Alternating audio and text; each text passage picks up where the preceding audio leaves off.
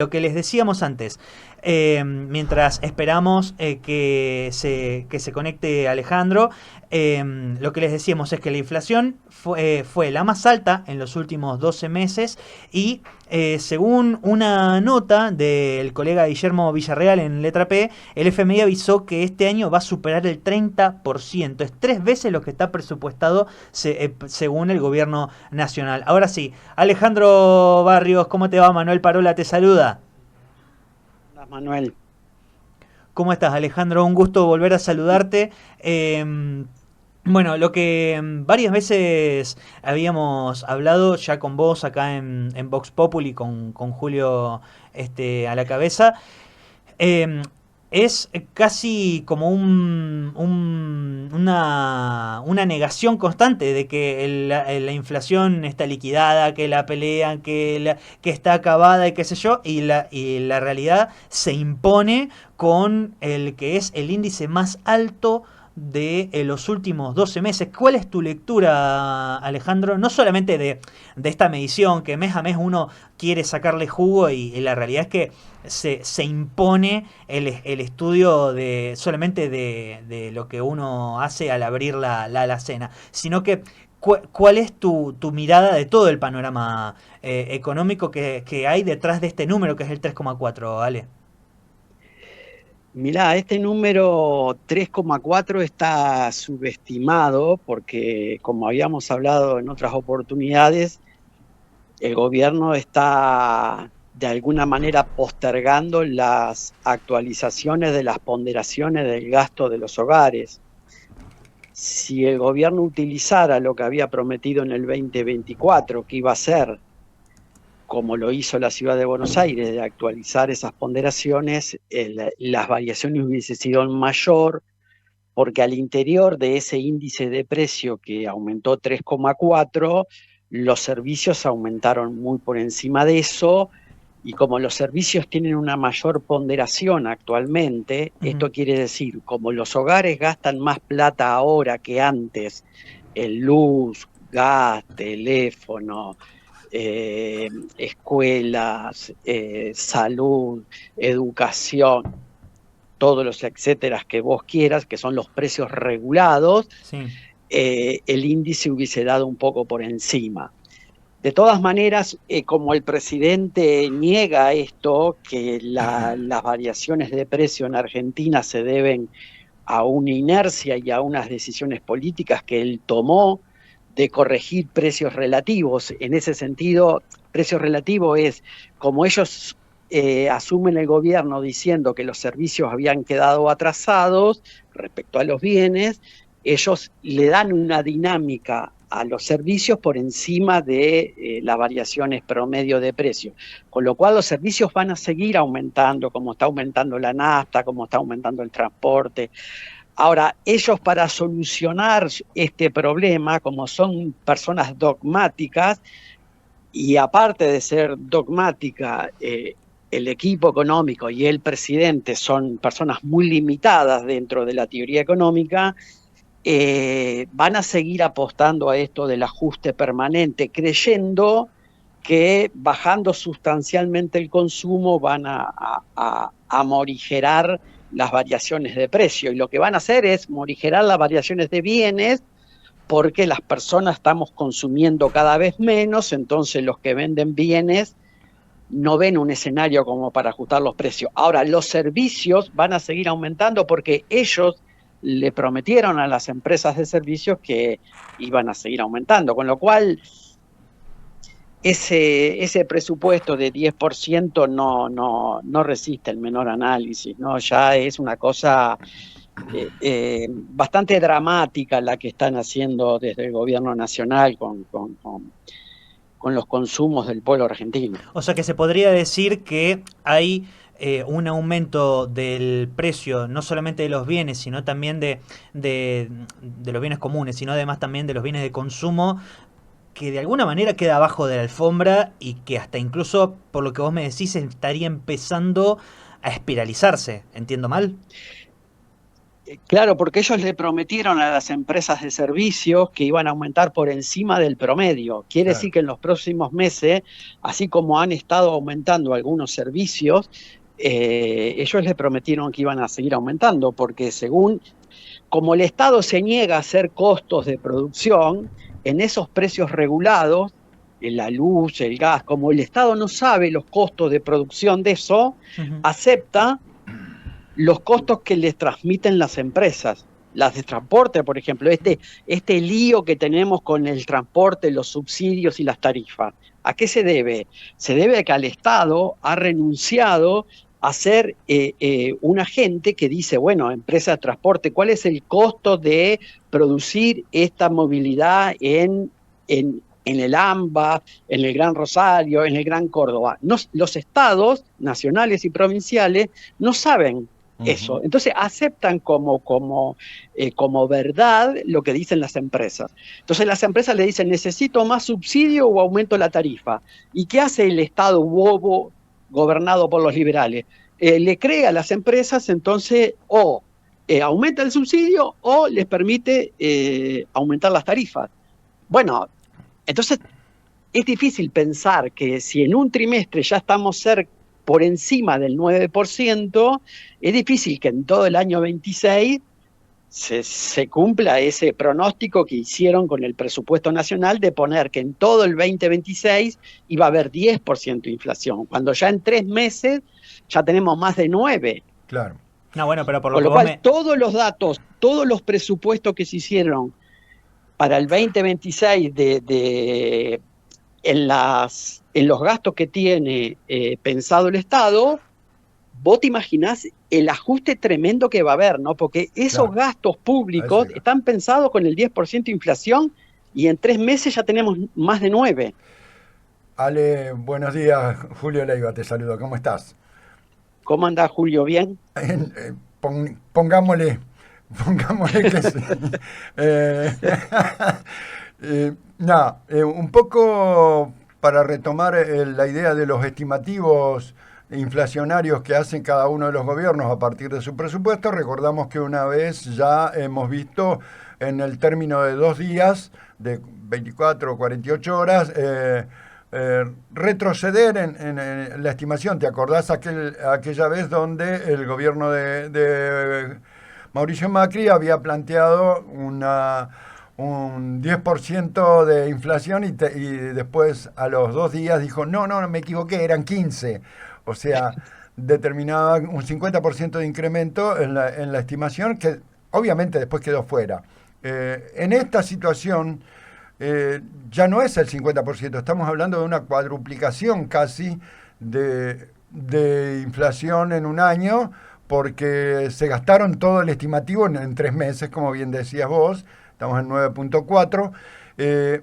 Ahora yo digo,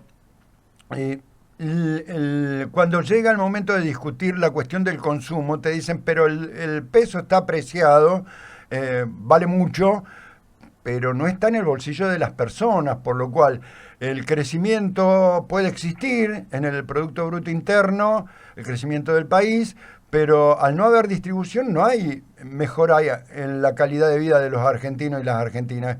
Me parece que ese vuelve a ser el punto de inflexión de debate entre la sociedad y el gobierno, a partir de que con la timba financiera y la ausencia de productividad y consumo, lo único que se logra es concentrar aún más la riqueza, ¿no?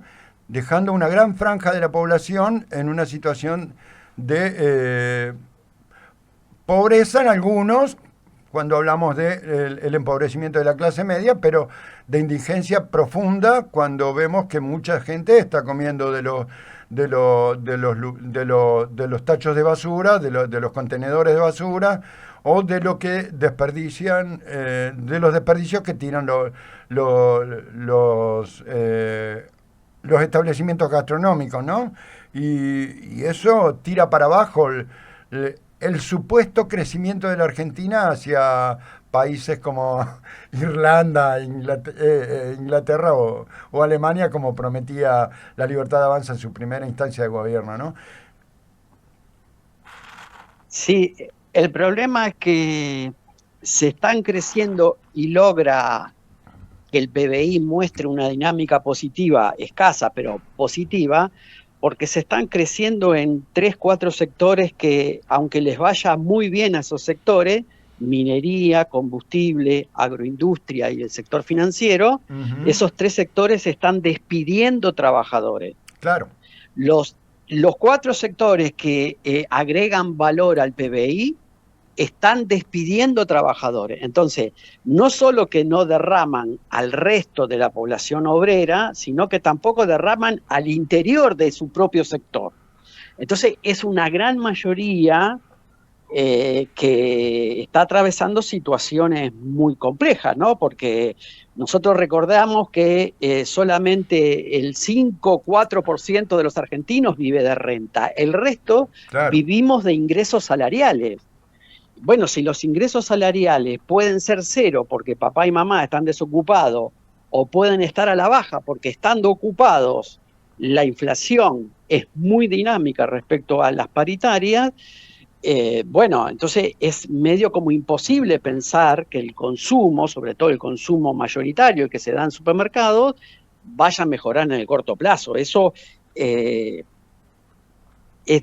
plausible pensar que a medida que avancen los meses, la situación lamentablemente se va a ir agravando, Julio. No hay ninguna posibilidad de que esto mejore después del discurso del presidente que dijo: no importa que los resultados no se estén dando, yo voy a seguir profundizando la motosierra. Y lo que hablábamos recién con el compañero es no solo la motosierra, no solo que está cerrando el INTI, con un ataque feroz a la industria, no solo que está cerrando el INTA, algunas plantas del INTA, va a ser motosierra y va a ser licuación, las dos cosas a la vez, porque el presupuesto tiene 10% de inflación y en 3 meses, como vos decís, ya vamos en 9,4. Quiere decir que en el resto del año va a haber licuación del gasto público y aparte motosierra. Bueno, entonces la situación económica no solo que no va a mejorar, sino que va a empeorar. Esto se plasma en el déficit del PAMI, en la situación del recorte del SENASA, que al final las universidades, Julio, claro, las universidades estamos en una semana clave y hoy se vence el plazo para que el presidente cumpla con la ley. Ya se venció, a las 9:30 de la mañana se vencía.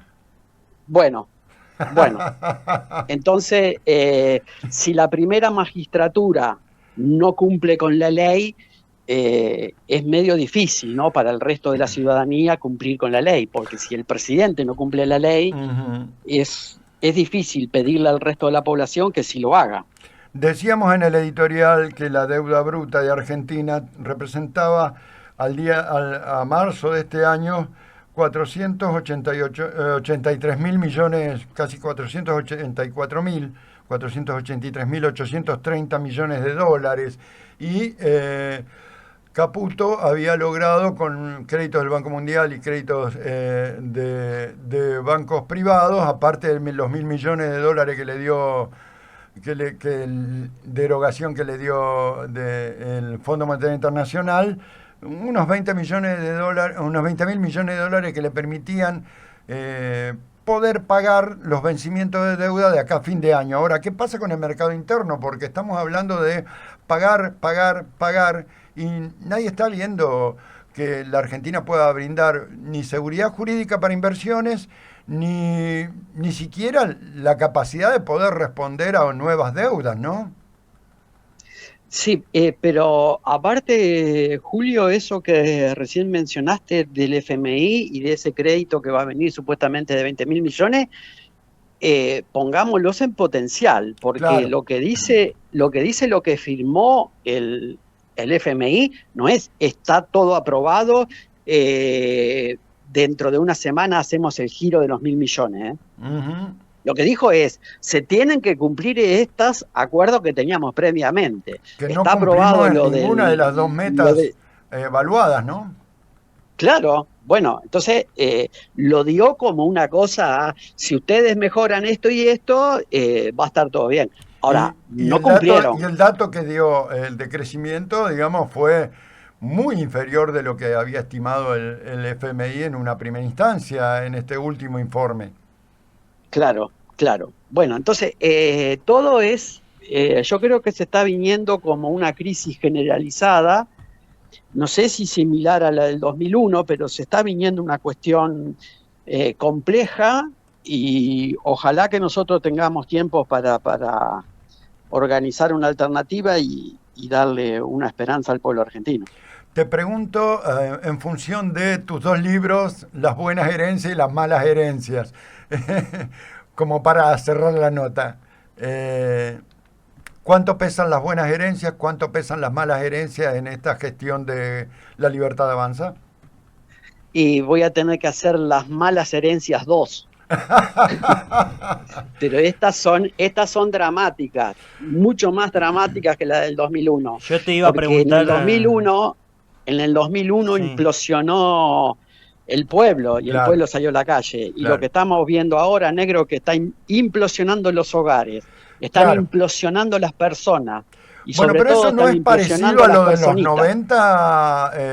Ale, te hago una consulta, porque en los 90 también se disolvió los núcleos familiares, las mujeres empezaron a tomar el rumbo de la administración de sus hogares prescindiendo de los varones, cambió la modalidad productiva, cambió también la forma de empleo y subsidio, así que ¿no te parece que puede llegar a pasar esta etapa como esa? Aceleradísima, obviamente, pero me parece que como cuando vos decís implosionan los hogares, se endeudan las personas, ¿el segundo gobierno de Menem no era bastante parecido a esto? Sí, sobre todo lo de la Rúa, ¿no? Claro. Eh, 99-2001 fue esos 2 años terminales de ese plan de convertibilidad.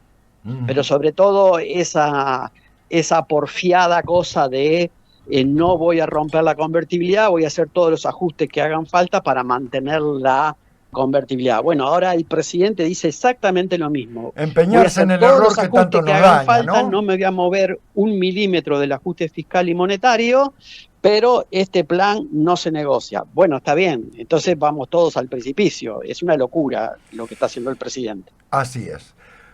Ale, te agradezco enormemente, te agradecemos enormemente la deferencia de poder atendernos y te mandamos un gran abrazo, siempre tan dispuesto, ¿no?, a traernos didácticamente un poco la información que a veces en el discurso tecnocrático la sociedad se confunde o al menos no entiende. Así que te agradecemos que puedas hacerlo más explícito. Te mando un abrazo. Pasaba por Vox Populi Alejandro Barrios, economista, docente de diferentes universidades y un gran amigo de la casa.